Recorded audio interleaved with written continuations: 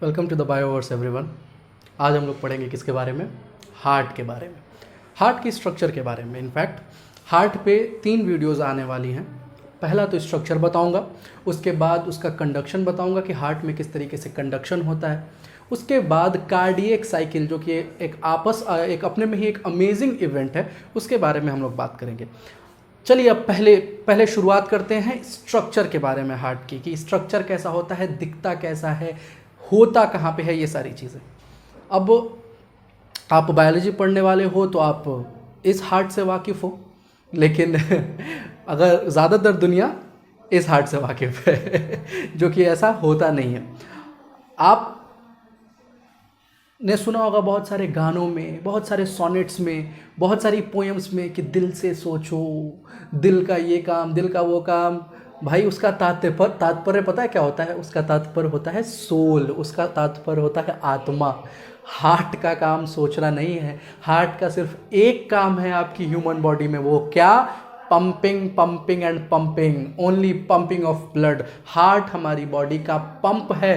क्यों? क्योंकि ब्लड जो है वो हमेशा मूव कर रहा होता है आपके ब्लड वेसल्स में। ब्लड जो है वो आपके ब्लड वेसल्स में हमेशा मूव कर रहा होता है। वो किसके थ्रू मूव कर रहा होता है? उसको कौन पीछे से धक्का दे रहा होता है? हमारा हार्ट। अगर हमारा हार्ट ना हो तो हमारा ब्लड स्टैग्नेंट हो जाए, उसको पुश ही ना मिले।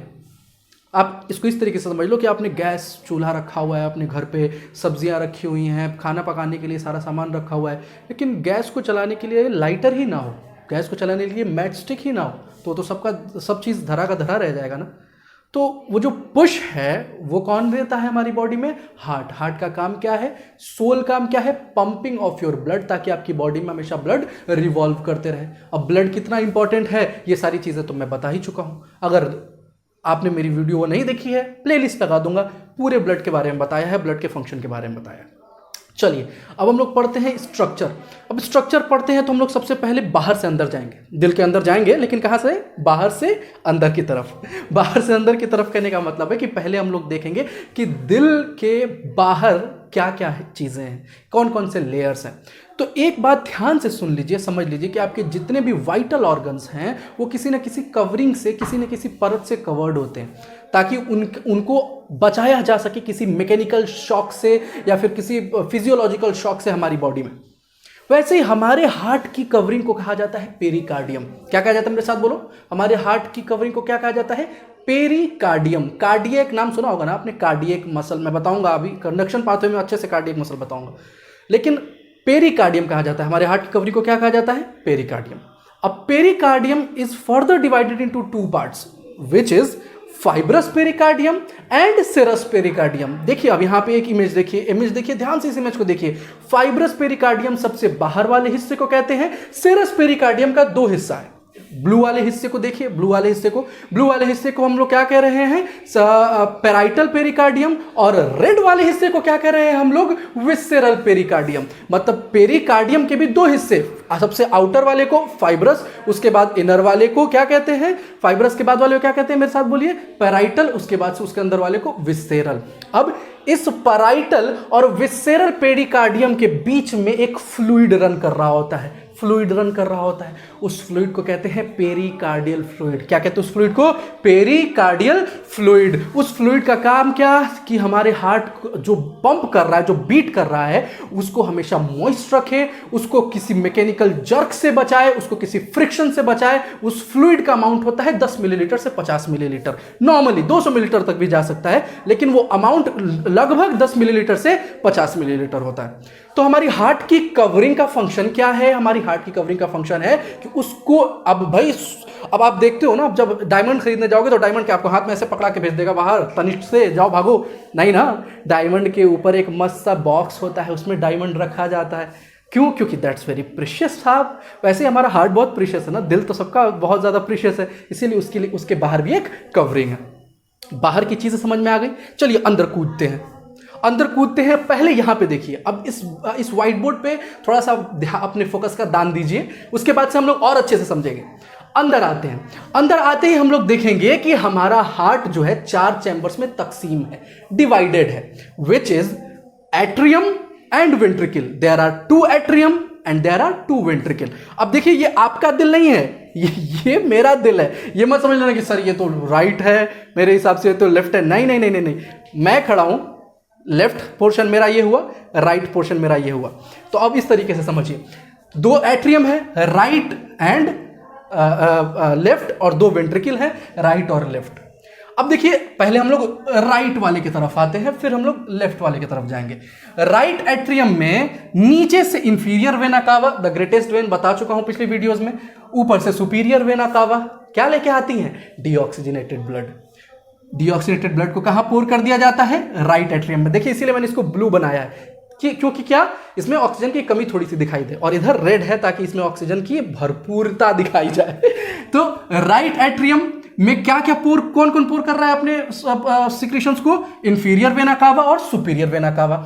राइट एट्रियम से खून चला जाता है कहां पे? राइट एट्रियम जब अपने आप जब बीट करता है, जब कॉन्ट्रैक्ट करता है, तो उसका सारा ब्लड कहां चला जाता है?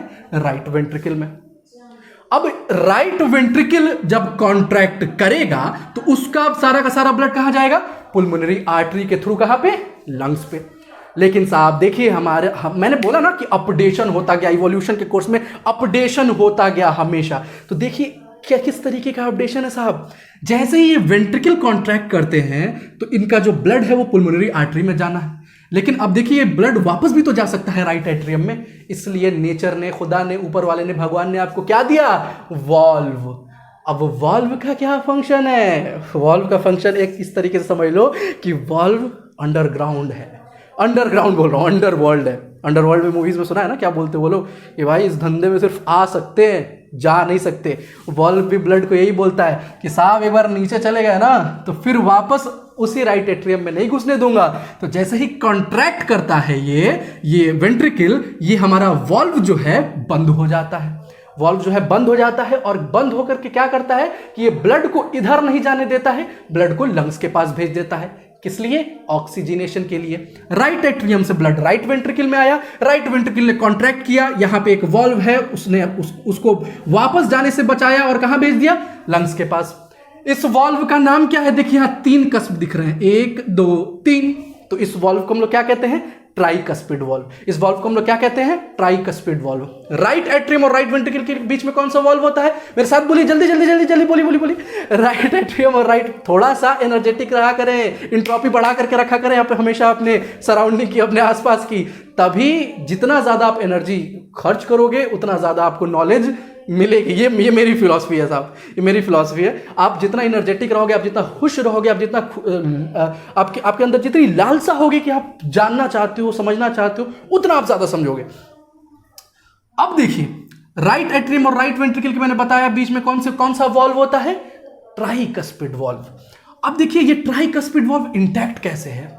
क्योंकि ये बहुत ज्यादा प्रेशर, जब ये कॉन्ट्रैक्ट करता है वेंट्रिकल तो बहुत प्रेशर से जाता है ब्लड।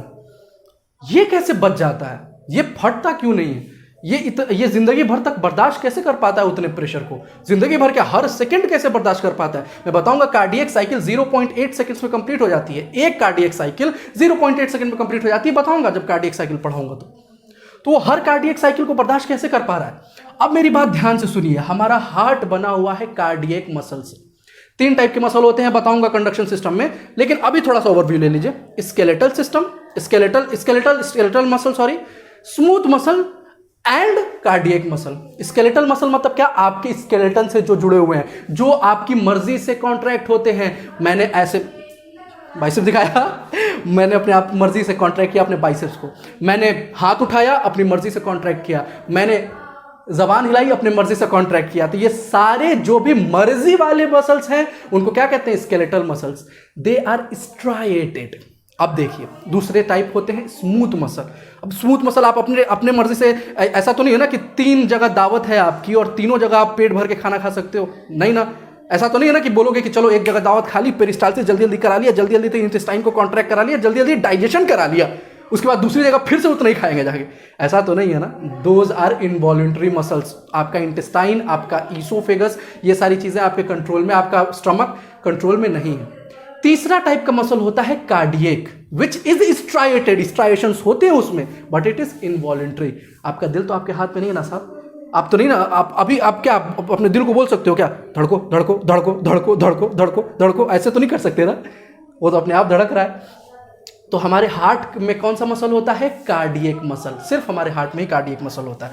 अब देखिए कार्डियक मसल्स पे जो रिजेस प्रेजेंट होती हैं, रिजेस या कॉलम्स, उन्हीं को हम लोग कहते हैं कहा गया ये ट्रेबेक्युलर कार्ने। ट्रेबेक्युलर कार्ने का मतलब ही होता है कॉलम्स ऑफ मसल्स या रिजेस ऑफ मसल्स। देखिए इस तरीके की जो रिजेस प्रेजेंट है उसको हम लोग क्या कहते हैं? मेरे साथ बोलिए, ट्रेबेक्युलर कार्ने। अब थोड़ा सा 2 मिनट प्लीज, थोड़ा सा अपना मैक्सिमम फोकस दो। ट्रेबेक्युलर कार्ने से जो देखिए रेड टाइप का आपको अपीयरेंस दिख रहा है, जो मसल ओरिजिनेट हो रही है, उसको कहते हैं पैपिलरी मसल।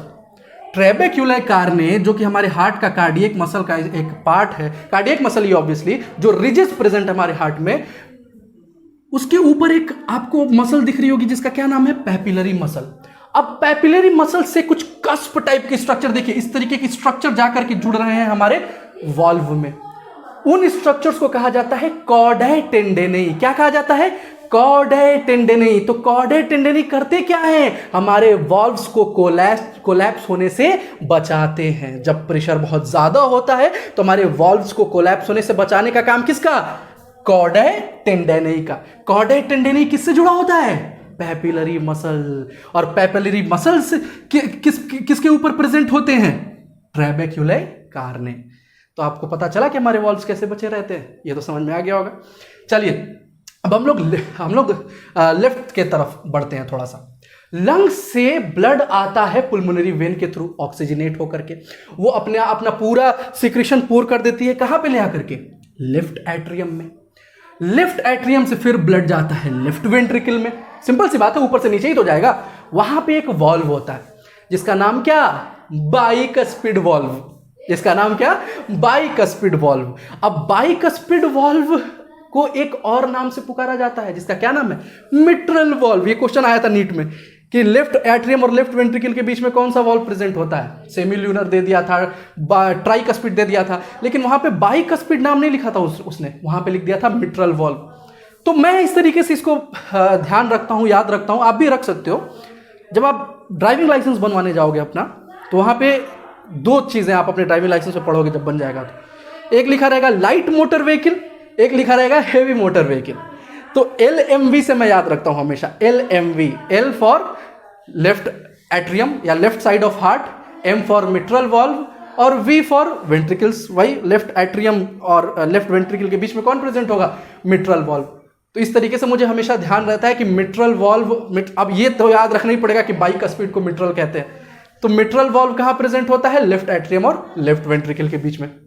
अब देखिए, अब पूरा का पूरा ब्लड जब लेफ्ट वेंट्रिकल में आ गया, अब जब ये कॉन्ट्रैक्ट करेगी, लेफ्ट वेंट्रिकल जब कॉन्ट्रैक्ट करेगी, तो सारा का सारा ब्लड कहां चला जाएगा? आओर्टा में। आओर्टा से पूरी बॉडी में चला जाएगा। अब देखिए यहां पे 2 वॉल्व्स तो मैंने बता दिए, ट्राइकस्पिड और बाइकस्पिड, लेकिन कुछ और वॉल्व्स होते हैं साहब जिनका नाम क्या? सेमील्यूनर वॉल्व। अब सेमील्यूनर वॉल्व का क्या काम कि जब ये ब्लड जा रहा है पुल्मोनरी आर्टरी के थ्रू लंग्स में, जब ये पुश हो रहा है तो कहीं फिर से वापस वेंट्रिकल्स में ना गिर जाए, फिर वापस ना आ जाए। वॉल्व का काम क्या मैंने बताया था ना कि एक इधर से सिर्फ आने का, पीछे नहीं जाने का। तो यहां सेमील्यूनर वॉल्व गाइड करता है कि भाई वेंट्रिकल में फिर ना ब्लड आ जाए। यहां पे भी सेमील्यूनर वॉल्व होते हैं ताकि वो गाइड करते हैं क्या कि भाई आओर्टा में जो ब्लड जा रहा है उसमें उससे पीछे ना आ जाए, लेफ्ट वेंट्रिकल में ना ब्लड गिर जाए। ये बात याद रखिएगा कि हमारे हार्ट में कितने वॉल्व होते हैं? एक तो ट्राइकस्पिड, एक बाइकस्पिड और 2 सेमील्यूनर। और भी बहुत सारे वॉल्व होते हैं, थेस्वेशियन वॉल्व होता है, हैवर्शियन होता है, लेकिन ये सारे आपके सिलेबस में अब नहीं है। मैं आपको 12th लेवल की सारी चीजें, 12th लेवल तक सारी चीजें बता रहा हूं। मैं आपको नीट के लिए, कॉम्पिटिटिव एग्जाम्स के लिए पढ़ा रहा हूं, आप इंफॉर्मेशन पर्सपेक्टिव के लिए पढ़ा रहा हूं। लेकिन अब ये सारी चीजें, थेस्वेशियन वॉल्व बताना, हैवर्शियन वॉल्व बताना, तो ये सारी चीजें ना मतलब दिस विल बी अभी इस पोजीशन पे, आई एम सॉरी टू से it, this will be like a junk knowledge for you. मैं आपके दिमाग में जबरदस्ती की चीजें नहीं भरना चाहता जिसके वजह से आप परेशान हो जाओ। आप आगे चलकर जब MBBS करोगे या ग्रेजुएशन करोगे या PhD करोगे, कोई भी चीज़ करोगे, तो आप ये सारी चीज़ों के बारे में पढ़ोगे अच्छे तरीके से, तफसीर से। मैं आपको एक बेसिक से ऊपर लेवल तक की, not advance but and not basic, उसके मिडिल तक की सारी नॉलेज आपको दे रहा हूँ। तो आप 12th तक की सारी चीज़ें, मैं इसलिए आपको थिस्वेशन वॉल्व नहीं बता रहा हूँ, हैवर्शियन वॉल्व नहीं बता रहा हूँ कि वो कहाँ होता है, ये कहाँ होता है, ये सारी चीज़ें इसलिए मैं आपको नहीं बता रहा हूँ। जो आपके लेवल तक है वो मैंने सारी चीज़ें आपको बता दी, ठीक है। अब देखिए मैंने आपको बताया था ना कि हार्ट की कवरिंग एपिकार्डियम, मायोकार्डियम, एंडोकार्डियम, यही यहाँ पे भी मेंशन्ड है। तो इन अ नटशेल हमने हार्ट समझ लिया। अब आप बोलोगे कि अरे सर आपने साइनोएट्रियल नोड नहीं बताया, आपने एट्रियोवेंट्रिकुलर नोड नहीं बताया, आपने पुरकिंजे फाइबर नहीं बताया, बंडल ऑफिस नहीं बताया। बताऊंगा, अगली वीडियो जो आने वाली है कंडक्शन सिस्टम पे, कंडक्शन पाथवे पे, उसमें हम उन सारी चीज़ों के बारे में बात करेंगे, ठीक है। तो अब एक बार एक मिनट मैं बार बार आपसे जब पढ़ा लेता हूं तो 1 मिनट मांगता हूं, 1 मिनट और 1 मिनट दे दीजिए, बस समराइज कर लेते हैं। ब्लड कहां से आता है? नीचे से, inferior vena cava, superior vena cava. देखिए अब मैं यहाँ पे अब देखिए एक इमेज आ रही होगी, अब इस इमेज को देखिए ध्यान से, इस इमेज को ध्यान से देखिए। एक बार हम लोग हार्ट को विजुअलाइज करते हैं तरीके से। आपका एकदम मैंने कंसेप्ट क्लियर ना करा दिया ना तो मेरा नाम भी ज़मीर अहमद खान नहीं। चलिए देखिए, सुपीरियर वेना कावा आपको देखिए इस फिगर में दिख रहा होगा, सुपीरियर वेना कावा और इन्फीरियर वेना कावा। देखिए इन्फीरियर वेना कावा मतलब नीचे पूरी बॉडी से ब्लड आ रहा है, सुपीरियर वेना कावा मतलब हार्ट के ऊपर से ब्लड आ रहा है। ये दोनों पोर कहाँ हो रही हैं? देखिए ब्लू कलर से दिख रहा होगा आपको, राइट एट्रियम में आके, राइट एट्रियम से राइट वेंट्रिकल में ब्लड गया, बीच में ट्राइकस्पिड वॉल्व प्रेजेंट था। राइट वेंट्रिकल से ब्लड कहां चला गया? मेरी बात ध्यान से सुनिए, राइट वेंट्रिकल से ब्लड कहां चला गया? पुल्मोनरी आर्टरी के थ्रू। कहां पे? लंग में। अब पुल्मोनरी आर्टरी के थ्रू लंग में चला गया, लंग से फिर ब्लड किसके थ्रू आया? पुल्मोनरी वेन्स के थ्रू। देखिए दो एरोज दिख रहे हैं आपको राइट साइड में पुल्मोनरी वेन्स के थ्रू। वो आया कहां पे? लेफ्ट एट्रियम में। लेफ्ट एट्रियम से लेफ्ट वेंट्रिकल में आया और लेफ्ट वेंट्रिकल से फिर आओर्टा के थ्रू ऊपर और नीचे हमारी बॉडी में पहुंचा दिया गया। इस फिगर में कॉर्डा टेंडेनी, पेपिलरी मसल्स और ये सारी चीज़ें मेंशन नहीं है, लेकिन मैंने आपको बता दी क्योंकि ये आपसे पूछा जा सकता है और ये आपकी जानकारी के लिए ज़रूरी है, ठीक है। अब मैंने आपको वॉल्व्स के बारे में बता दिया कि सेमीलुनर वॉल्व्स कहाँ प्रेजेंट होते हैं और बाइकस्पिड ट्राइकस्पिड कहाँ होते हैं। मैंने पूरा आपको आपका हार्ट का स्ट्रक्चर समझा दिया। अब एक बात याद रखिएगा, हमारा हार्ट होता कहाँ है? हमारा हार्ट हमारे दोनों लंग के बीच में नहीं होता, लेफ्ट लीनिंग होता है। हमारे दोनों लंग के बीच की कैविटी को कहते हैं मेडिएस्टिनम। क्या कहते हैं? मेडिएस्टिनम। हमारा हार्ट जिस कैविटी में सिचुएटेड होता है उसको कहते हैं कार्डियक नॉच। क्या कहते हैं? Cardiac notch.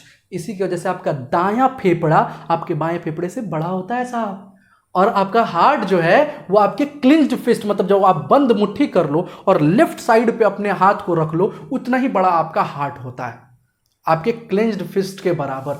तो हार्ट हमारे दिलों के, हमारे बॉडी, हमारे मतलब सीने के बीचों बीच नहीं होता, लेफ्ट लीनिंग होता है। और जहां पे प्रेजेंट होता है उस पार्ट को क्या कहते हैं? कार्डियक क्या कहते हैं? Cardiac notch.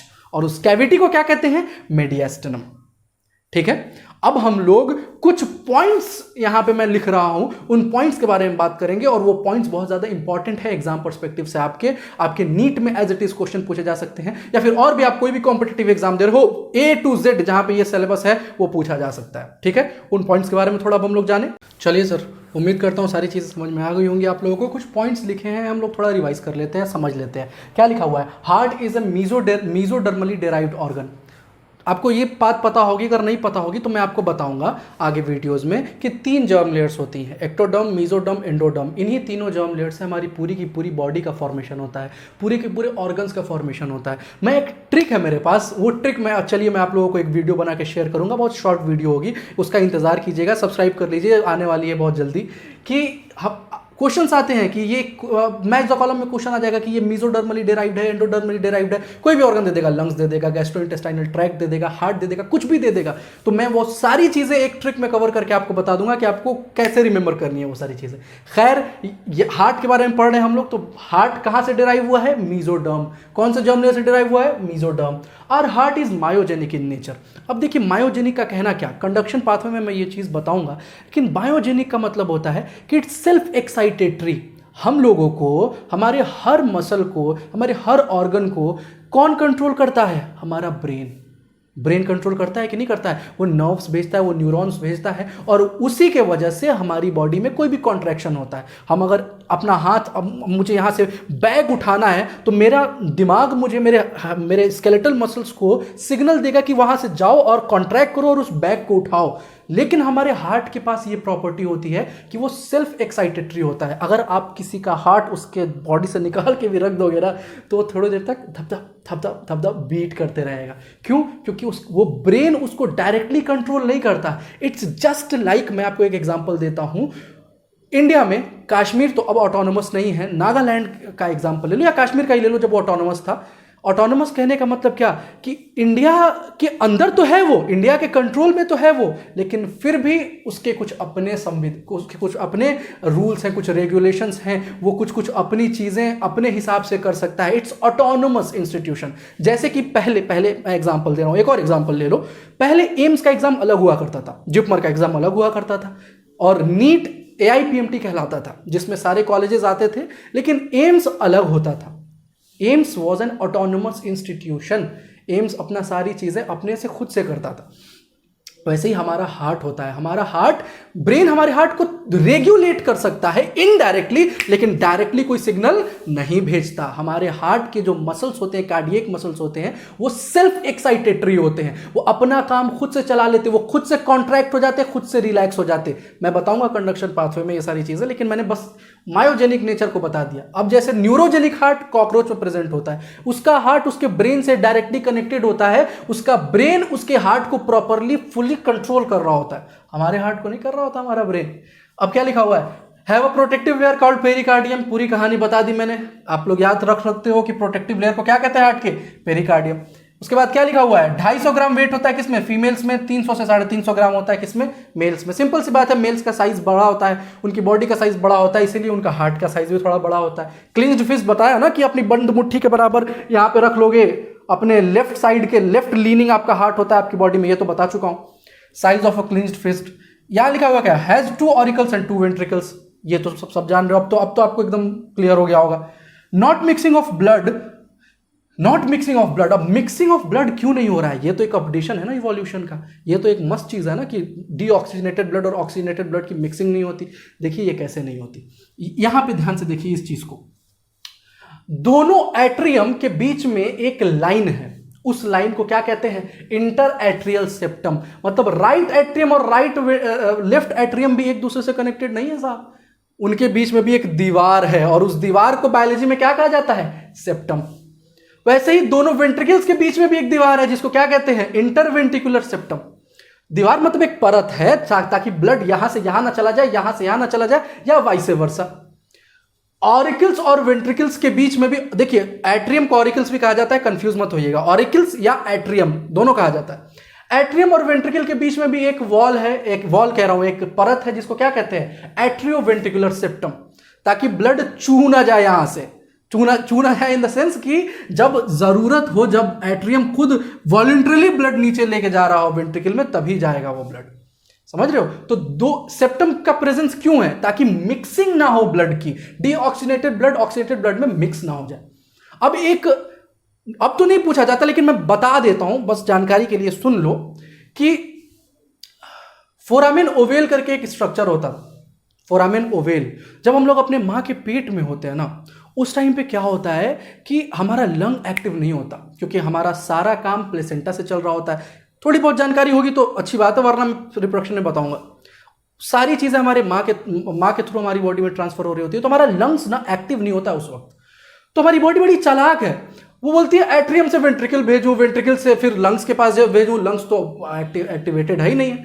तो यहां पे ना एक इस तरीके का स्ट्रक्चर प्रेजेंट होता है, इस तरीके का ओपनिंग हो जाती है, उसको कहते हैं हम लोग फोरामेन ओवेल।